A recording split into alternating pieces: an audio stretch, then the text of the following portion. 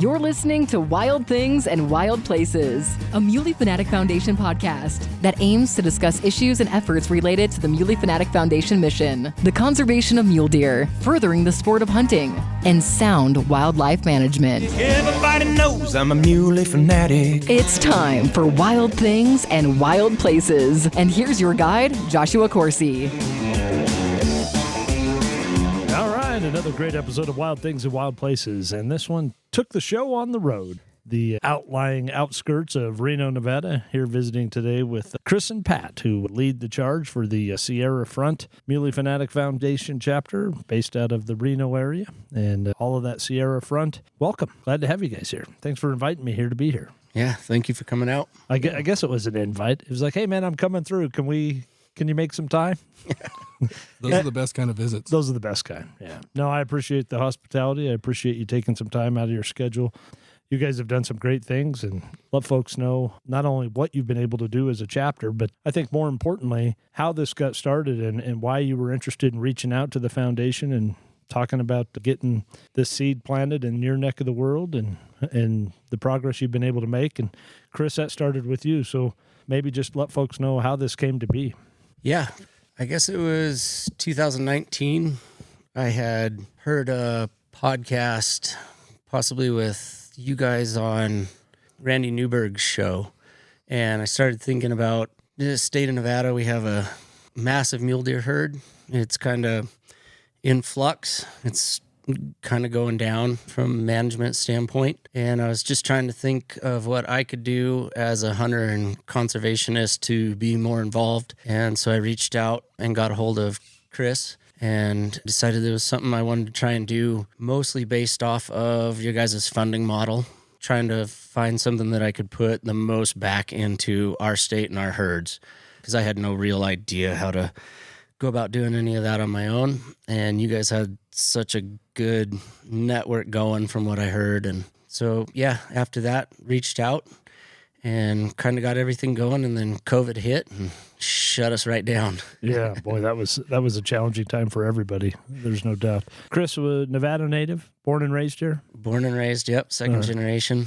All right. So citizen science, I've always thought that was such a valuable part of overall wildlife management, and knowing that voice of people that have been in an area for a long period of time, have family history, grew up here, have seen changes. You alluded to it already, that you've seen some significant declines in mule deer. That doesn't seem to be immune to anywhere. It's across the West. Mule deer are just taking it on the chin. But your firsthand observation and just seeing that, how old are you, Chris? 44 this August. 44. So you've spent a good part of your adult life seeing this change right before your eyes, and I think we share that in similarity, and among, I think, probably all the people that are involved with this effort, is that we have seen this decline of mule deer, and something inside says, what can I do? How can I help? And so I appreciate you taking that step forward. You guys have organized and have been going now for a couple of years and have a great following, have great support here. Pat, how did you get in the mix? Chris just call you and say, hey, man, I need you to help me? Or well, did you lose a bet? Almost. I kind of owed him, to be honest with you, and it's a long story, but I'll shorten it up. We actually met out both at antelope tags, and I'd never met Chris before, but we were hunting the same general area for about 3 days, and I kind of kept to myself and he kept to himself, and then we ended up bumping into each other and we chatted a little bit. And long story short, Chris left. I stayed out there alone for, I don't know, it's probably another 5-7 days. And we exchanged phone numbers, and I told him that I'd give him some intel, on kind of what was happening with the antelope in the area, and we were archery hunting. So anyway, we exchanged phone numbers, and my truck had died the morning that Chris was supposed to come back. Chris was supposed to come back out that evening. And I woke up in the morning and my truck wouldn't start. So I was a little stranded out there. And if you know Nevada, there's not a whole lot out, but I was probably about 10 miles from the nearest ranch house. I could walk if I wanted to, but it wouldn't have been pleasant. And the one spot where we were hunting, fortunately I had service, but I stood on my truck. So I think I called or texted Chris and said, hey, you still coming back out? And he said, yeah. And I was like, well, I'm in a bit of a pickle. My truck won't start. And I didn't know what was wrong with it. But anyway, I figured the battery was dead. That's kind of what I deduced it down to. So long story short, I was stuck for about 16 hours. I could still hunt, though, which was good. It kept me busy throughout the day. And Chris showed up and he gave me a jump, and I figured I needed a new battery. So I left that night, and well, I owed him his jumper cables because I kept them with me to give him back. And then we met up a couple weeks later and we had a beer, and he dropped this on me. I was like, well, the guys, I kind of owe him now. Yeah. But, He got me out of the pickle. yeah, but it seemed interesting. I always kind of, growing up in the area, there's a large conservation group called MBU, and I always went to their banquets. I always thought it was interesting what they did, and they're sheep focused, but I thought it was an interesting opportunity, a cool opportunity, because it was so new for here, and I didn't really know much about and there are other mule deer conservation groups in town, but I just didn't know much about them. So I thought it was a cool opportunity, and Chris sounded like he needed some help, so I jumped in, and here I am, 4 years later, something like that. 3 years, and thank God Pat did, because we had a full group together before I met Pat, and as soon as COVID hit, they were all gone or out of work, and everything had dissolved back down to me again. That's a good story, Pat. That's great. You had 16 hours still of hunting, right? It didn't help me inevitably. I didn't kill an antelope. Chris did. Chris kept after it. Okay, that's where I was going next. Yeah. I just wanted to know, how did the hunt end? No, It didn't pan out for me, but that's all right. That's why it's called hunting and not killing. So you get this newfound hunting friend that you meet in the field, which is cool, because I was just having this conversation the other day with somebody about if you really start counting on your hand of the friends that you really consider great friends, how many of them do you also share the brotherhood of hunting with? And it seems to me like that's like the common bond. It's like when you look at all your friends, it's like, yeah, it's because we hunt. We're hunters, and we share this brotherhood. Oh, yeah, absolutely. Especially your closest friends. Right, You absolutely. might have other friends outside of it, but the people I'm closest with, I find that You can take to the field with. Exactly. Yeah. You had your event this past spring. Good following again. I mean, this was year number 2 of a great following. But how do you get that word out to a community like Reno that has Sheep Show and Nevada Bighorns Unlimited? I mean, these other efforts for conservation. And here's some guys that are saying, "Hey, we're gonna do the Sierra Front Range Muley Fanatic Foundation chapter," and they look at you like, "What?" Well, I'll let Chris speak to that, because I'll give him the credit. He does a lot of the legwork for that. I would put most of that just back to Nevadans. I mean, we have an amazing conservation ethic in this state. Probably I'd put it up against any other state in the nation. What our folks do is second to none. Their willingness to give, their willingness to back a new organization, any organization, their willingness to get out and stand up and put their boots on for conservation, for wildlife, for hunting, as just second to none. So all I really had to do was go out to the right people, a lot of them, because for a while there was a lot of knocking and no answering. But you connect with one and you build momentum, and those folks are more than willing to help. Pat mentioned MBU. Steve Fields was a huge help to me. Jeff Capurro, another 2 just giants in the conservation community in Nevada, were huge boons to me, big helps. They gave me direction. They kind of gave me insight. They focused me, and I had other people like Rex Flowers, Larry Johnson.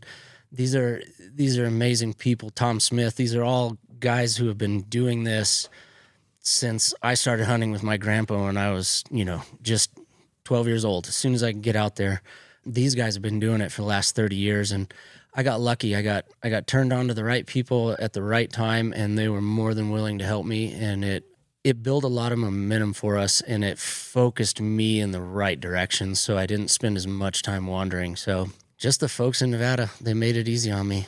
Yeah. You guys have had a tremendous amount of success in a very short amount of time.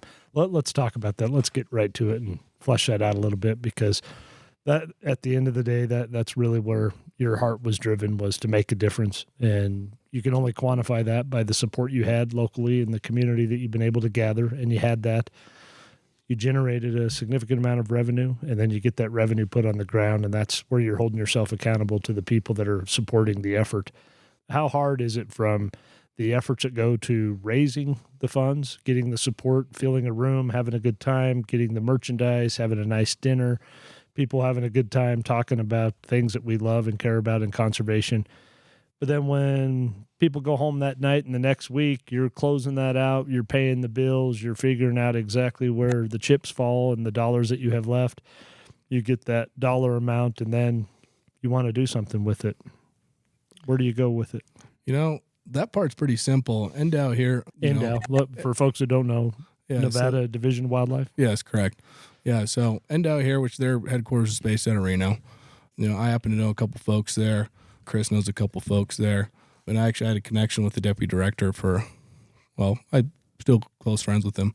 Anyway, so we just reached out to them, and they're more than willing to meet with us, to tell us what they've got. I mean, they really sat down and put, their best foot forward, because they want to work with us.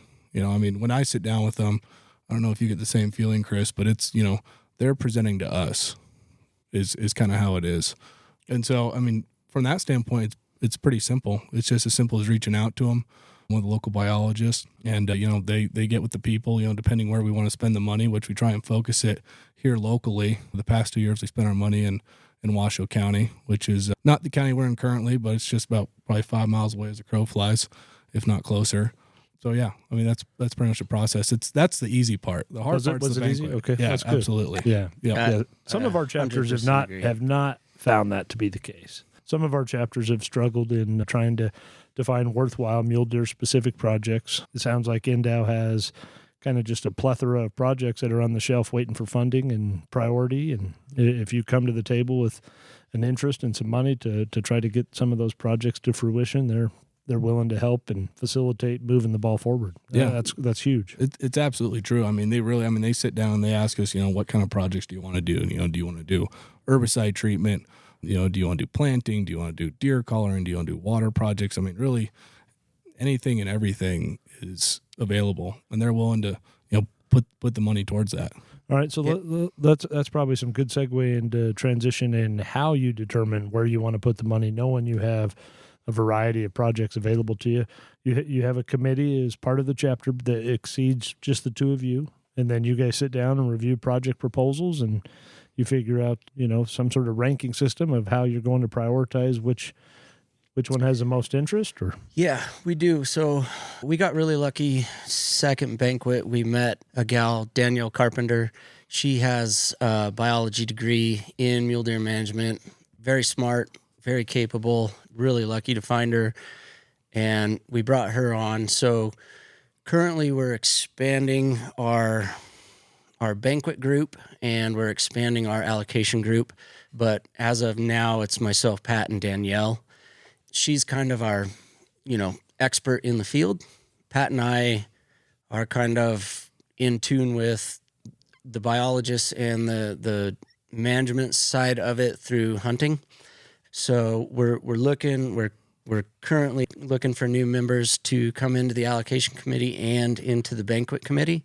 The three of us for the last 2 years have, luckily Pat's really good with the funding side of it, keeping track of all the money that we bring in, which we are always on top of emailing out to all of our group and the Muley Fanatic Foundation's entire group of what we've brought in, what we've grossed, what we have ready and available. And then we reach out to the different groups and see where we can either collaborate or put our money into. Right now, because the ease of working with Endow, because of Nevada's conservation ethic, they have so many projects and so many things lined out. We can get, like Pat said, 100 projects that we could go after. We have fire background, so we've seen firsthand the detrimental effects of fire on rangeland, critical wintering grounds, things like that. So we're kind of focused in that area, especially in northern Nevada. Over the last few years, how much of that range and ground that we've lost to wildfires. So we've been kind of, I would say, focused on those areas, the rehab, the like cheatgrass treatment, things like that, or yeah, exactly. Herbicide treatments, pre-emergent treatments, those things to reduce invasives and bring back natives to foster those critical forage grounds, those summer and winter foraging areas for mule deer, because urban encroachment, fire, all these things are stressing the herds. They're stressing mule deer and putting all these limiting factors on the growth. for us, we're kind of focusing that way. And then as we bring in projects, we bring in amounts that they need. We roll those against funds that we have. As soon as we found a project like the 3 that we picked this year, we'll put all of our funding in, break them down into whatever amounts that they need. And we'll put that money right out there. We'll send an email out. And one of the best things is that we have a grant for Nevada Division of Wildlife right now that will match it 3-to-1. That's huge. That's huge. Which I think is probably one of the biggest reasons why we spend it with NDOW. We would not be as efficient or effective if we did not. That 3-to-1's, I mean, it's huge. Yeah. Like the partnership and the collaboration, makes us that much better. Yeah, I've said that before. Actually, Chris, that if there's a flavor of the day in the conservation community in the 21st century, the key is collaboration. That leveraging your dollars, whether it's 3-to-1, 2-to-1, 6-to-1, whatever it is, there are opportunities out there across the entire country where folks are supporting conservation, and you can use that seed money and make so much more of an impact. And as you just said, Pat, to be that much more efficient in not only the effort, but the impact. I mean, at the end of the day, that's what you're trying to measure is your impact. And well, it doesn't take a dummy to figure out that if you can give $1 and get 3 back, it's a pretty good deal. That's a pretty good deal. Yeah. That's a pretty darn good deal. Absolutely. Specific on the projects, you mentioned that you're allocating funds to 3 different projects. Pat, you have those in front of you of what those are this year? Yeah, I do. So we actually just allocated, I think Chris sent the checks out last week. So we had about $39,000 this year to allocate. So $16,000 of that went to the Baccarat Burn Scar is what it's called, which is just north here of Reno, probably about 15, 16 miles out on the Red Rock area on the Peterson Range. The Peterson Range is a historical wintering migration area for mule deer coming out of the Sierras over in California. And I think it was 2019, Chris, 2020, they had 2 big fires ripped through there that actually, absolutely decimated the range. And it's just one mountain range in particular. It's about 10 miles long and, 2 miles wide. And I'd actually hunted it in 2018 and it was awesome. The problem was actually there was too many mule deer in there. It was hard to hunt with an archery tag. Chris has the same tag this year. Anyway, long story short, I think the reason why we chose that project was because it's close to home. People can see, an immediate direct impact. Yeah, exactly. Yeah, thank you. So that was one of them. The other one was we spent $10,000 towards a coloring project with some experimental solar ear tags, which was new to NDOW last year. Last year we gave them, I got the numbers. 7? So yeah, $7,000 to this solar ear tag program. And these ear tags actually ended up working quite well. We saw some of the data this year from NDOW. One of their biologists, presented it to us. So we gave another $10,000 towards that, $5,000 towards the Mule Deer Summit, which is new for the Nevada Department of Wildlife. They're putting on a Winnemucca. So we gave $5,000 towards that. We thought it was pretty cool. The fact that NDOW's never done it before. They kind of explained to us, what the whole point of it was, why they started it. Are you guys going to attend that? We will. Yeah. Unfortunately, Pat will be archery hunting. Unfortunately? Did you say? I miss that. Well, if everything works out right, I'll be able to make it in from helping scouting and to the summit. But the season's open by then. You'll be helping me pack. There we go. Probably not. Yeah, you've been missing a lot of meetings, Pat. I wouldn't say I've been missing them. Well, that's why we do this, right? Yeah. But Now that's cool. I seen the agenda. I seen who they have lined up to come and be a part of this. It looks like it's going to be. It's really cool that mule deer are getting to the level of that type of priority where you see an entire state wildlife agency just saying we recognize that there's an issue and we got to get some good people in the room and we got to talk about it and we got to figure out what we can do. Yeah, well, I think the interesting thing, one of the things that when they were telling us about this was they're not having any speakers from the Department of Wildlife. Everyone they're bringing in is from the outside because they want sportsmen and conservation groups to hear it from another perspective and not just from their home agency. To hopefully, I think the goal is to get more buy-in to what NDOW is trying to achieve, why they're trying to achieve it, and it's not just their science and their ideas. It's backed up from people all over. Wyoming, Idaho, Montana. No, I think it's tremendous. I think it's to engage that diversity of stakeholders. I mean, you're bound to learn from that. Yeah, absolutely. And that was what sold me on it. I was like, it's a really good idea. And I mean, humbling. Except you're going archery hunting. Well, it's not the worst thing in the world. I drew the same tag. One of my buddies is a biologist in the same town, and we have the tag together, and unfortunately he has to work. Well, and going back to what Pat was saying, it's in what we were saying earlier. It's that collaboration. This isn't a Nevada problem. This is a Western-wide problem. This is a species problem. This is exactly a species problem, and it takes more folks, and it takes everybody's input.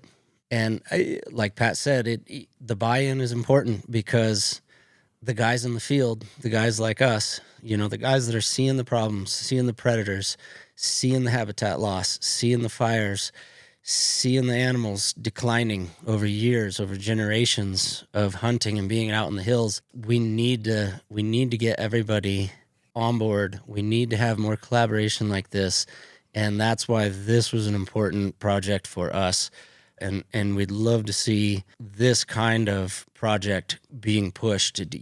Thank God that it's drawing the attention of more folks, because if we don't do the hard work now, there won't be anything to do later. That's right. Yeah, well said. Let me shift gears and ask you about this. On my way driving in today, we've had these conversations in the past, but for folks that don't realize the magnitude and the significance of this, feral horses, it's a huge problem here. And sometimes folks don't want to talk about it, but we should. I mean, they are having a significant impact on the range. Yeah. I mean, and you're really the epicenter.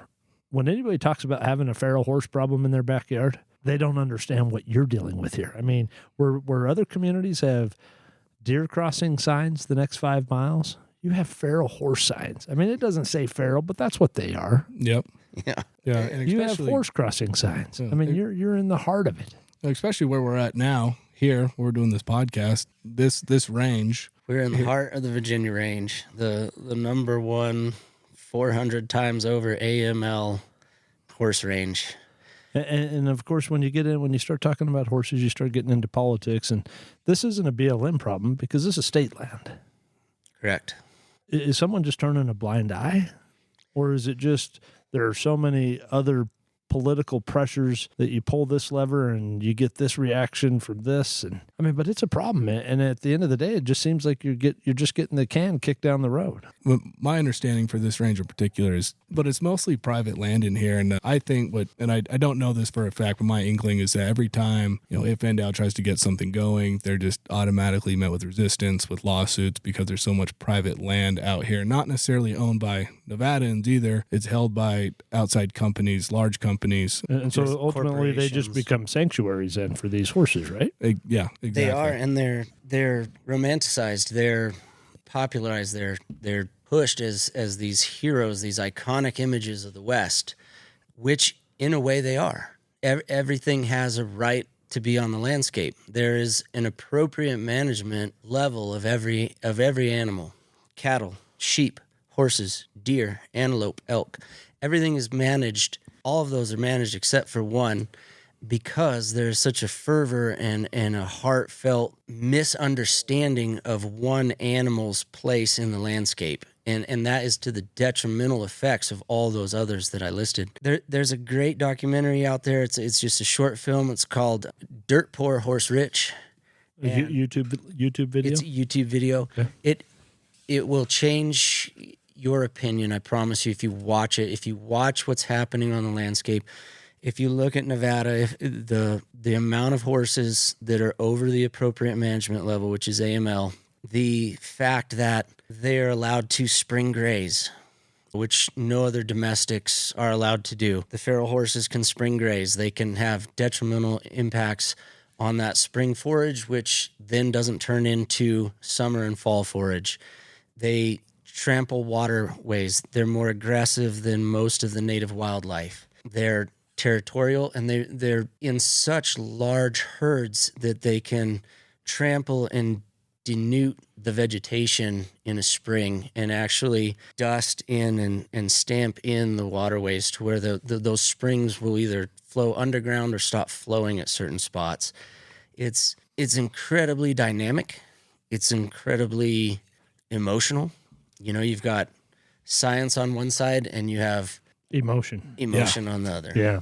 And you're right. When you talk about those springs, and we've seen that in Southwest Wyoming, where those horses have literally been able to trample to a spring no longer flowing, and the tributary effect downstream, it just ceased to exist. There is no positive impact anymore for that vegetation. Chris, you touched on it, but the amount of over objective they are, everything having a place on the landscape, being part of this ecosystem, it really comes down to carrying capacity. And when you get that out of balance, you start seeing the impacts and the effects to everything else. This is a big problem. It's a massive problem. And to what Pat was alluding to, I mean, I live here. I live in the heart of it. I would typically see this time of year 15 to 20 bachelor groups of 3 to 5 bucks. Beautiful bucks. You know, there's a lot of forage in this area. There's not a lot of water. The last 3 years, we've seen herds in excess of 75 animals of wild feral horses that will move into an area. They will overwhelm the water source. They will overwhelm the feed source, and then they'll move on to the next. And we've got trail cam video of them running off badgers, jackrabbits, squirrels, deer. I mean, and then you know, those horses are moving in and out of areas that are privately owned, that are subsidizing those populations with feed and water, through dropping hay bales, and helping keep those numbers higher than the carrying capacity the land can support on its own. So these horses will move through in waves and bands, large groups, and then they'll move down back into areas where they're fed and subsidized, which in a strange way is illegal. It's against the Wild Horse and Burro Act to feed wild horses and burros in the manner they're doing outside of public lands. But because this range is so much of this land is owned privately, it allows for an odd dynamic. Well, not only that, but then I mean, when they start moving down into the urban areas and they start getting hit by cars, then they become a hazard. I mean, just the fact that they feel like they have to feed the horses, I mean, I feel like that's a sign of, you shouldn't have to feed a wild animal or a feral animal in this case. And I think it's important to note that Chris and I aren't anti-horse. We both enjoy seeing them. I mean, sure. It's an icon of the West, but as Chris said, first off, I mean, you have to manage them like you manage everyone else. They shouldn't get special treatment. It's got to be science-based. That's the key right there. You said it, Chris. You're right, and I'm the same way. I enjoy. I mean, where I lived in Southwest Wyoming for a number of years, right outside our backyard, we had what was called the Wild Horse Loop Trail, and it would attract. It was kind of a tourist-driven thing to attract people off Interstate 80 to make this big loop, and it was very scenic. And you were certain you were going to see wild or feral horses, but this magicalness about them that is promoted, there's a dark side to that because they're unmanaged, and lawsuits after lawsuits, litigations that have cost just an enormous amount of money just trying to enforce the management prescriptions that are in the toolbox that aren't being done. One more time, say the link or the name of the YouTube video for folks to see it, because it sounds like you have a great deal of passion about that's a very key educational thing that could be shown to others, that maybe if it could just be spread and more folks could just have a different set of optics of what this problem is when you're living with it in your own backyard. Sounds like this is an educational piece, and that's part of maybe many areas where some focus needs to be had. Yeah, it's something to check out, and I may have said it wrong earlier, but it's horse rich, dirt poor. Horse rich, dirt poor. Just search it on YouTube. 15-minute video, and it will show you kind of the place where we're at in Nevada. I know that we are the epicenter for wild horses. We have the most in the nation of all the western states that have feral horses. And it will really open your eyes to the dilemma or the place that we are right now and how impactful their presence on the landscape is, and how negative the impacts that they're having are. So, I mean, just up until 2017, we were almost at or below AML. And then again, we go into that COVID breakdown. We had lawsuits. We had a couple roundups that were stopped. And you come into today where the proposed roundups are less than half of the full crop that will happen this spring. The roundups that we have planned for this year will equate to be around less than half of the full crop for this year. And that's just unsustainable. It is. No, I appreciate the insight and the knowledge that you have of this, living with this in your backyard, and I applaud you for getting the information out. I think that's a big part of this. When we have seen these roundups in our part of the country and people from back east that have come out and protested and picket the BLM office and stand out there with signs and, send in thousands and thousands of comments. And, the BLM has a charge, managed for multiple use, and you get this conglomerate of, people that have great conviction for what they believe to be this just iconic species. And it is. It's beautiful. It's a wonderful critter, but it's got to be managed. And to just make it untouchable has a severe and dire consequence to everything else that's trying to earn a living on the landscape as well. Yeah. Well, and I think the biggest thing that irks me about it is, these lawsuits, my understanding is they come from outside the state. They're not people that live here. And sure, there are people in Nevada that are probably involved with it, but, largely the lawsuits originate out of the state. Yeah. And we see that in Wyoming too. Mm-hmm. And yeah, what makes your situation so much different than ours is so much of what is going on with our feral horse problem is that it is happening on public lands. And I feel like we're making headway. But your situation on private land, that's totally different. What your situation reminds me of that we're seeing in Wyoming is in eastern Wyoming, we have this robust elk population that have learned that there are private lands where there's no access, no hunting, and they become sanctuaries. But then, boy, private landowners in the area, they're just getting eaten out of house and home because we've got an elk problem. Yeah. Don't get us wrong, because I live in the epicenter of the problem does not mean that the problem for us is relegated to here. It is just as bad on our public lands. It's just as bad in our rural communities, our rural counties, Ely, Elko, White Pine, Nye, all these places, all the way down into Clark with the burros. I mean, the horses are in every county, and they are over AML in every county in the state. Yeah. Chris, at the beginning, you talked about your 44 years of being a native to Nevada, growing up, your firsthand observation, your citizen science of what you've seen with the decline of mule deer in this area. I'm assuming with your time in the field, you spent a lot of time from here, basically to the northwest corner of the state. That's kind of been the area you cut your teeth in the field as a young hunter. I'm lucky. I kind of followed my dad around this whole state, so that's even better. Even better. I grew up here in Virginia City. Then we moved over to Genoa. I lived with my mom for a little while in Reno. Then we moved down to Las Vegas, lived in Boulder City.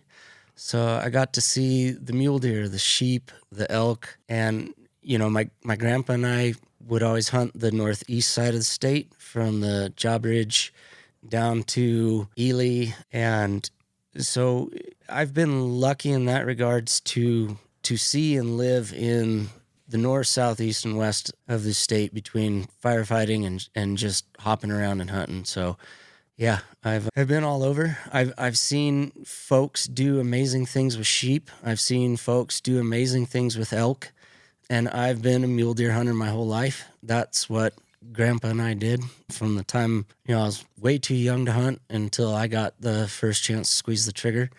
And those are the animals that I fell in love with, because those are the ones that I really first grew up watching and studying and hunting. But this state has a lot at stake, and it has a lot of great country. But the mule deer in general, in my opinion, are the most iconic of our state's wild species, and they need the most help. Yeah. What about you, Pat? Your history of what you've seen with the mule deer in your time on this landscape in the state of Nevada. Well, I haven't been on this earth as long as Chris. Dig. But he looks good for his age. Getting there. Yeah. I mean, I've bounced around enough hunting where I really hadn't started noticing impact until last couple of years. So a little different than Chris. I grew up hunting since I was same thing since 12, but I really didn't go out much prior to then. So I'll be frank, I haven't seen the impact as much, but over the past couple of years, just being in touch with Endow. Like I said, I got a buddy that's a biologist, a couple of them, and seeing it as of more recent. Like everybody knows, it's a problem, especially after this year. Yeah, winter was hard here too, huh? Yeah, I don't think it was as hard as in other places, such as where you guys are at, Wyoming. I've heard some places in northern Utah get hit. Idaho, yeah. Idaho. I don't want to throw out numbers, but I know where we're at here in kind of Washoe County, I don't think they took as hard of a hit. The fawn crop took a little hit. I think at the risk of being wrong, I want to say about 40% fawn loss. But I think, if I'm not mistaken, I've heard places up in the Northeast, which got it the hardest, saw upwards of 90% fawn loss, which, coupled with 2 or 3 years of drought, bad drought, and then you kind of turn around, flip the tables, and you give them a winter like this, it definitely didn't help. And I haven't heard anything about the final numbers of, what was lost or, what the mule deer herd might be like, but I imagine it's not good here, just like as anywhere else. Yeah. One thing that's impressive about Nevada for me, coming here and driving across your state, especially in that northeast part of the state, those migration overpasses over I-80, that's a significant investment. I'm very familiar with how costly those are. We've participated in a lot of funding for efforts like that. They're not cheap. From the Highway 9 project that we've been instrumental with in Colorado to efforts in Wyoming, those come at a huge price tag, but where it starts is having the buy-in with the state, and then the state being able to leverage the partners that it takes. I assume Nevada Department of Transportation, getting the feds involved. But it's the sportsman voice that collectively just makes it known that we need this, and let's bring science to the forefront of management action. And it's an impressive sight to see when you drive across Nevada. Well, it's cool that you mentioned that, because we just passed, along with a lot of other groups and a lot of, sportsman engagement, a big thanks to backcountry hunters and anglers. AB 112 was passed in Nevada, and that's going to free up a lot of funds for wildlife crossings and overpasses. And they're one group that we're trying to collaborate with to get some northern Nevada crossings going, because like Pat mentioned, we have some really strategic winter grounds for the Sierra Front that come into Nevada, just north of here. And we're trying to work with Endow right now on getting that process started, getting the NEPA approvals, and trying to find a location through collaring data, vehicle strike data, so we can get a couple of those overpasses going and working. But like you said, it's incredibly involved and very costly. Yeah. Yeah. So on the namesake Sierra Front chapter, from Reno, basically this long strip all the way to the northwest corner of the state, that's your focus of this chapter. Yeah, we're northwest centric kind of focused. We do go down a bit further south, but yeah, this is kind of our home range. If it was the right project, we'd love to get involved with other groups.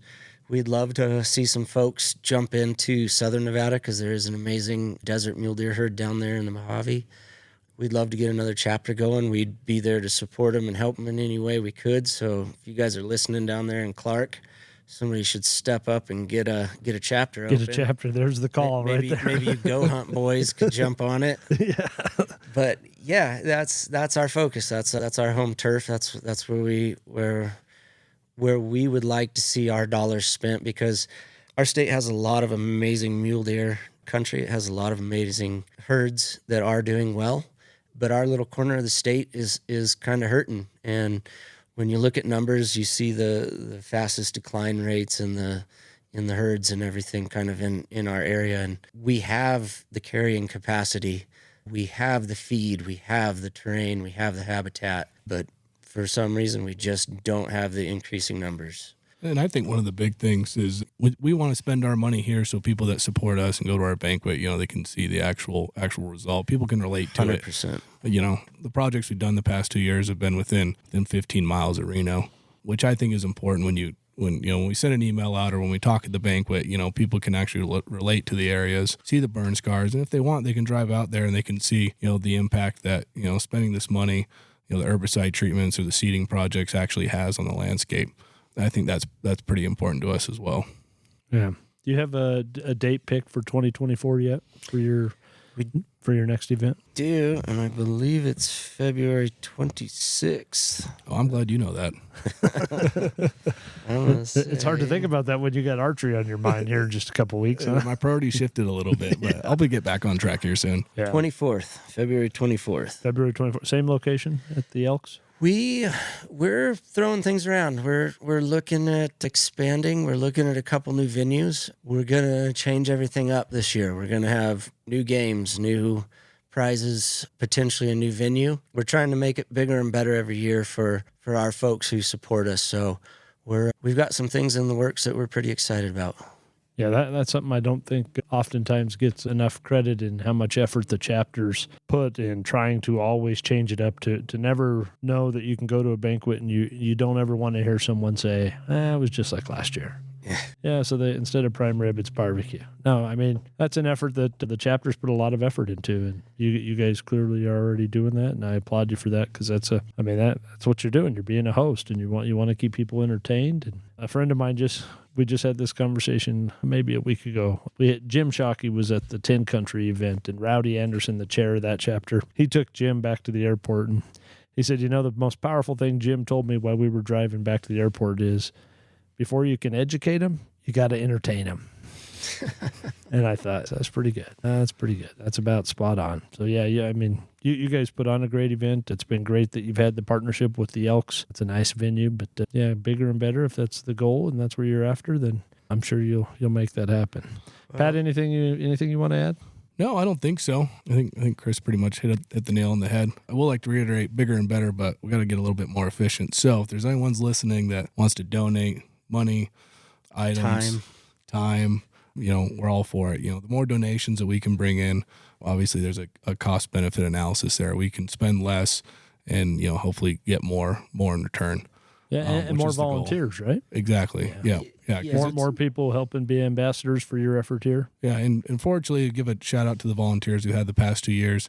I mean, it really doesn't take much for us to round up, 15, 20 folks, just through friends of friends that show up, help out.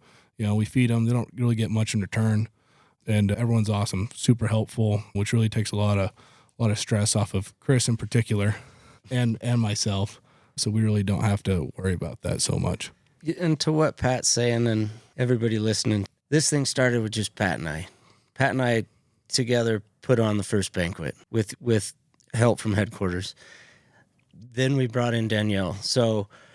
And we brought in, I can't cut him out, Leonard Rogers. He's a huge guy. He's a huge help. The four of us put on last year's banquet. I mean, it was, we could use some quality folks. We could use some help because that is what makes it better. Everything, this whole thing has been about collaboration. We need some more folks to collaborate with. We need some new heart. We need some new insight. We need some new folks to jump in with us so we can make this as big and as great as it can possibly be. So this is the call out to you guys listening. If you're in Northern Nevada, give us Pat or myself a call. Give us a shout, and we'll get you volunteering, and together we can really make a big dent in the effort to preserve mule deer in Nevada. Why don't you put your phone number on here, Chris? I think it starts with 555. And you do tree care. Mm-hmm. Yeah. No, good stuff. No, I can't think of a better way to end it than that. If you're interested in being a volunteer for the efforts in the Reno area for the Sierra Front Muley Fanatic Foundation chapter, you can find information to reach Chris and Pat on our website, muleyfanatic.org, or call the MFF office, and we can put you in touch with either one of these fine gentlemen that are doing this, that are passion-driven to make a difference beyond their living years in their area, and accountable to the folks that support this effort in this part of the state. So thank you guys both for taking this time. Josh, thank you. Yeah. Thanks for having us. All right, that's another episode of Wild Things and Wild Places, Sierra Front Chapter in Nevada. And that wraps up another episode of Wild Things and Wild Places. But remember, the journey doesn't end here. Make sure you never miss out by subscribing. Whether you're listening to us on your favorite podcast platform, streaming us on our website, or following us on social media, subscribing is the best way to stay connected. Thank you for joining us, and stay tuned for more wild episodes. Everybody knows I'm a muley fanatic. Gathered around the campfire's flickering glow, stories ignited, bridging hearts and minds as the world outside faded and connection reigned supreme.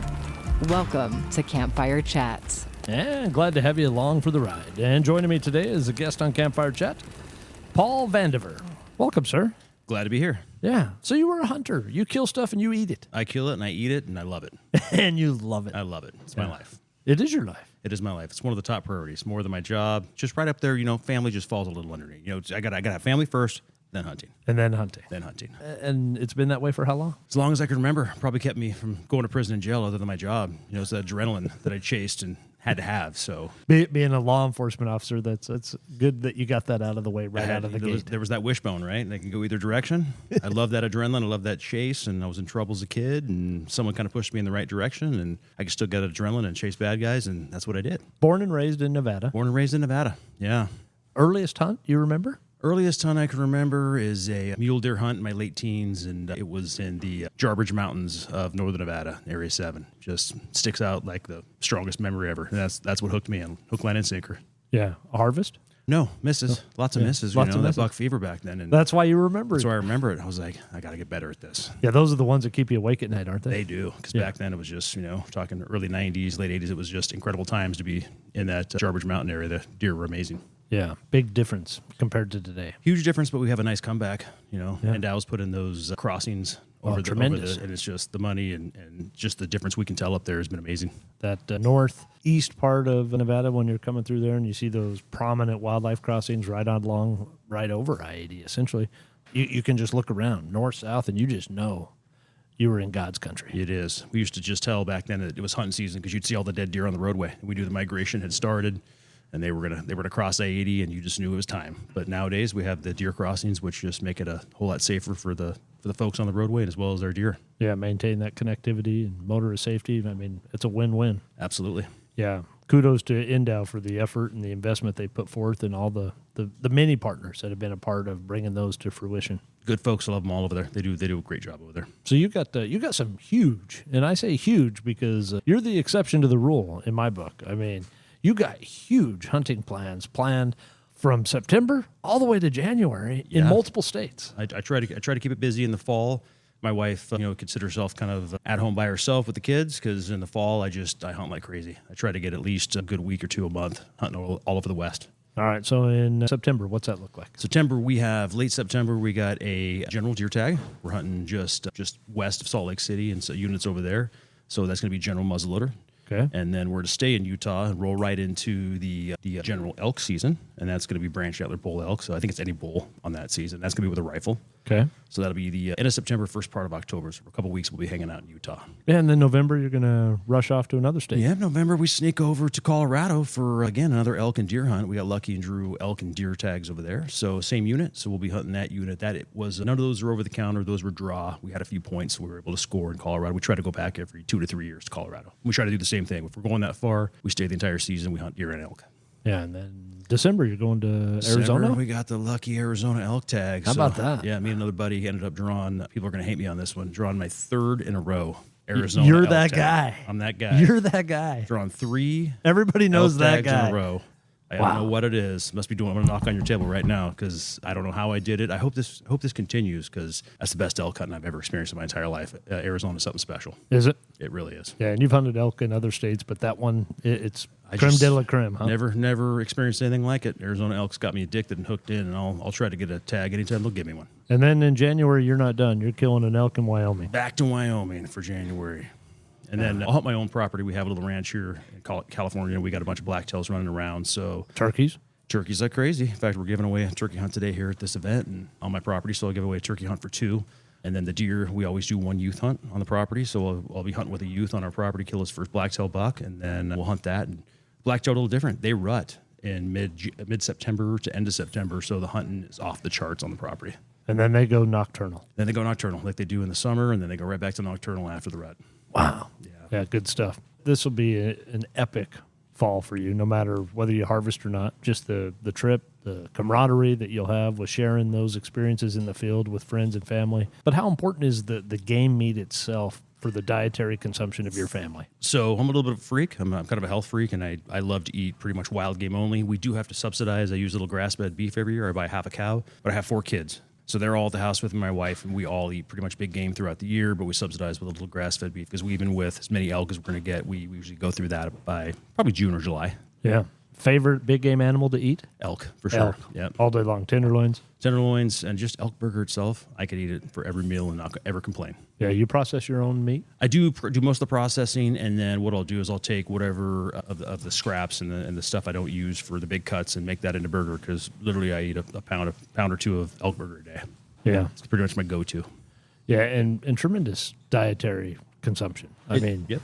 Exactly. Health-wise, it doesn't get any better. Perfect. Your kids have grown up like this? Yep. All 4 of them? And they wouldn't know any different because it's just what they eat. In fact, they don't even call it big game. It's just either burger, steaks, or whatever we're going to be eating that night. Are they all into hunting as well? You know, my oldest boy hunts with me a lot, but as they've got into their college and later high school careers, of course, that takes over and sports take over. So when they can, we try to get them out there, and then hopefully as that subsides and they get their family started and things go on, we'll be able to get out more. But it's just, their time gets more precious than mine does. They're busy. Yeah.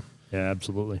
Dream hunt for you? I mean, it sounds like you have a dream fall coming, but beyond that, beyond some of the areas you've hunted in the past, some of the areas that you're going to pursue again this year, you have that dream hunt that's out there? I've always wanted to hunt some of those huge whitetails in Canada, just the big monster Saskatchewan, Alberta, monster whitetails. And then also, I want to fill my sheep tags too. Yeah. So if I could get the Rocky and then the California, and I was blessed in Nevada, I was able to get a desert bighorn in Nevada when I was a resident there. Now I'm in the process of trying to get all the other ones, but much more difficult as a non-resident to get those tags. So to get the trifecta there and get all my sheep would be that's kind of my dream. That'd be cool. Yeah. Moose? Have you ever had? Never got a moose. I put a moose for all the states around here. It's just moose tags are hard to come by. And one of these days I might go to Canada or Alaska and try to get a moose up there. But I'd love to get that. Idaho, I put in for those almost every other year, depending on if I want to get an elk tag or deer tag in Idaho. I'll play the game up there, try to get one. Favorite piece of gear? I mean, of all the hunts you do, and I know they all vary in cold weather, different elements have different impacts, but if you had one staple piece of gear, what would that be? It's got to be my binos. I don't leave home without them. You got to have your binos. I use Swarovski, so I just, your glass is the most important thing you have. It's going to save you. It's going to save your legs, and I think that as we mature as hunters, we always learn this thing called patience. Patience. And if I would have had that back then, I would kill a lot more game. So now it's just patient, sitting down there, putting my binos onto. I like to have them on a tripod nowadays. I like to sit there and really just pick apart the country and find these animals. And once you get that figured out, you start harvesting a whole lot more, or you're able to pass a whole lot more if you're able to see them out there. All right, final question, Paul. What, as a hunter, do you feel as an ambassador for a heritage, a culture, a way of life, the recreational sport? What do you feel your stewardship responsibility is as a hunter for the next generation? So basically is to educate and inform our youth of what is needed to keep this going on. So if that's why I always have the youth hunt going on the property. That's why a hunter education instructor as well here in California. I like to pass it on to our next generation. Also a coach with our sporting clays and trap teams here in town. And if I could pass that on to our younger generation, because they're the ones that have to carry this on after we're gone. So if I can get them addicted to it like I was, I know that they'll be an ambassador. I know that they'll take care of future generations as well and make sure that their kids and our grandkids are able to have places to hunt and have these happy spots and happy memories like you and I have. Yeah, do you find that to be a challenge in California? I do. It's probably a much more challenging here than in other state. But what you will find is the people that do support you here are some of the just strongest willed. You get the best turnout of the volunteers here. It's just amazing. They're salt of the earth folks, and they're willing to help because we fought battles here that no other state has to fight. So we fight hard for our rights. Yeah, and you continue to. And we continue to, and we don't want to give it up. I always tell people this. People are moving away from California. I'm like, why don't we change what we have? Yeah. This is a beautiful state. We got a lot of good resources here. All we got to do is make a few changes, make our voices heard, and guess what? Things start to change. And I think we're starting to see that around here, and I just don't want to give that up. I think we have a beautiful thing here, and we could make it happen here. Yeah, and I think you've got to get from that macro level down to that micro, what can I change where I'm at, and let it just expand from there. But you're in the trenches here. Yeah, we are. Front line. Absolutely. We see it on a daily basis, and I still believe that we can make a change. Yeah. Just having that heart, having that goal.